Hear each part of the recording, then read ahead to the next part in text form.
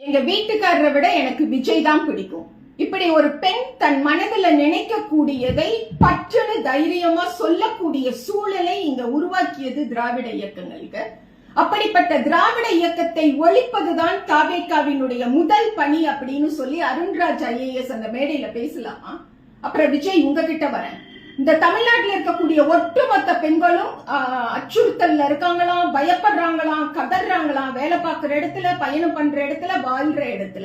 வெக்கமா இல்ல உங்களுக்கு இப்படிப்பட்ட ஒரு கருத்தை சொல்றதுக்கு?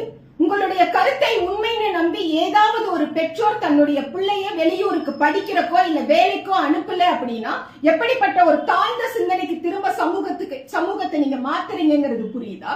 அந்த மேடையில நின்றுட்டு நண்பா நண்பி அப்படின்னு கூப்பிட்டீங்கல்ல, அத்தனை ஆண்களுக்கு மத்தியில அத்தனை பெண்கள் வந்து நிற்கக்கூடிய உரிமையை, பாதுகாப்பை உருவாக்கி கொடுத்தது தமிழ்நாடுங்க.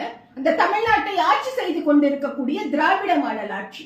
ஒரு தலைவன்கிறவன் மேடையில நின்னு பேசும் பொழுது இந்த சமுதாயத்திற்கு ஆக்கத்தை விளைவிக்கக்கூடிய ஆளுமையா அவன் தெரியணும். சமுதாயத்துல அழுக்கை உற்பத்தி செய்யக்கூடிய ஆளா இருக்கக்கூடாது. புரிஞ்சுக்குங்க.